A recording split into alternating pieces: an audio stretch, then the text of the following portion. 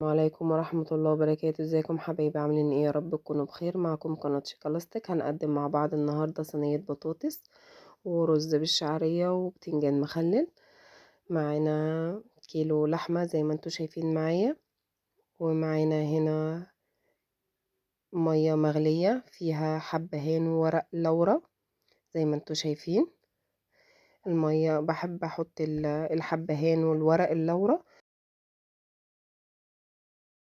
انا بحب احطها عشان لو في زفارة او اي حاجة بتخلي اللحمة طعمها جميل. ومعانا هنا بصل شرايح وتوم شرايح. انا بحب احط على صينية البطاطس توم، بتديها طعم تحفة، طعمها بيبقى جميل جدا. ومعانا هنا بطاطس شرايح، ومعانا معلقة فلفل ومعلقة ملح معلقة فلفل اسمر ومعلقة ملح. بحب احطها على البطاطس واقلبها فيها كده زي ما انتوا شايفين جامد. أه بتديها طعم جميل في الاول كده لما بتتقلب بيها زي ما انتوا شايفين معايا. وبحط عليها شفشق صلصة زي ما انتوا شايفين برضو. لو وصلت للحظة دي لايك وشير وسبسكرايب للقناة وتفعيل الجرس عشان يوصل لكم كل جديد. زي ما انتوا شايفين معايا كده هنحطها على نار هادية جدا ونغطيها. هنبص على اللحمة كده بصة نشوفها المية المية بتاعتها لسه زي ما هي او قلت. لو قلت لازم بنزودها مية مغلية، ما ينفعش نزودها مية عادية من الحنفية عشان ما تاخدش سوا كتير. وهنحط على البطاطس نص معلقة سمنة بلدي. ومعانا حلة فيها معلقتين زيت ومعلقة سمنة بلدي. هننزل عليهم بالشعرية، هنعمل رز، هننزل عليهم بالشعرية، هنقلبها لغاية ما تتحمر توصل للون الذهبي.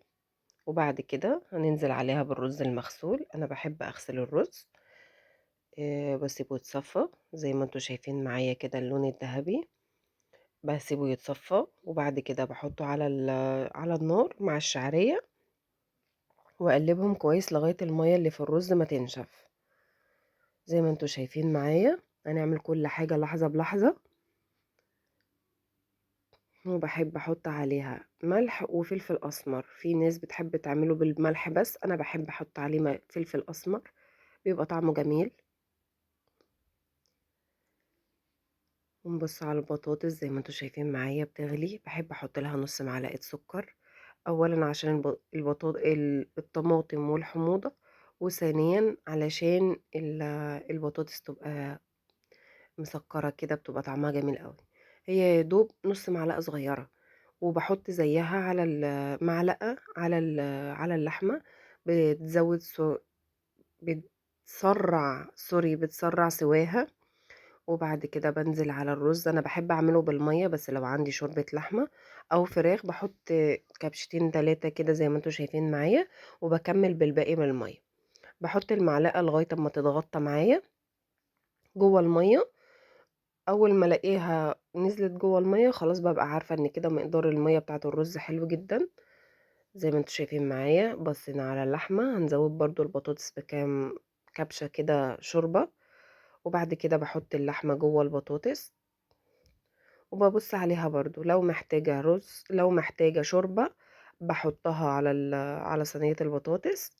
لو مش محتاجة خلاص، لو محتاجة بحط لها الشوربة، ما بحبش احط لها مية. زي ما انتوا شايفين ما شاء الله صينية البطاطس طالعة تحفة وطعمها جميل جدا.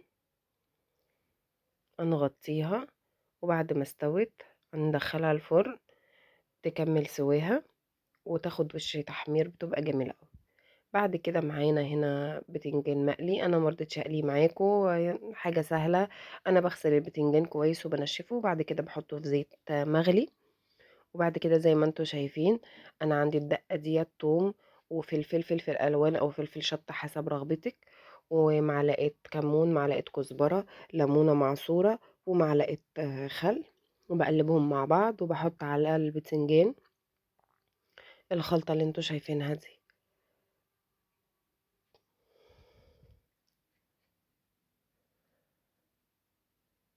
يا ريت تجربوها وتقولوا لي رأيكم ايه، ويا ريت لو في اي اقتراحات تقولوا لي عليها.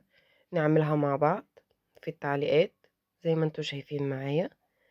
الرز طالع جميل جدا ومفلفل، ومعانا كان عندي طبق ملوخية، ان شاء الله المرة الجاية نعملها مع بعض. وصينية البطاطس باللحمة طالعة شكلها تحفة وطعمها جميل جدا. يا ريت تجربوها وتقولوا لي رأيكم ايه. وبألف هنا وشفا. يا ريت لايك وشير وسبسكرايب للقناة وتفعيل الجرس عشان يوصل لكم كل جديد. وبألف هنا وشفا.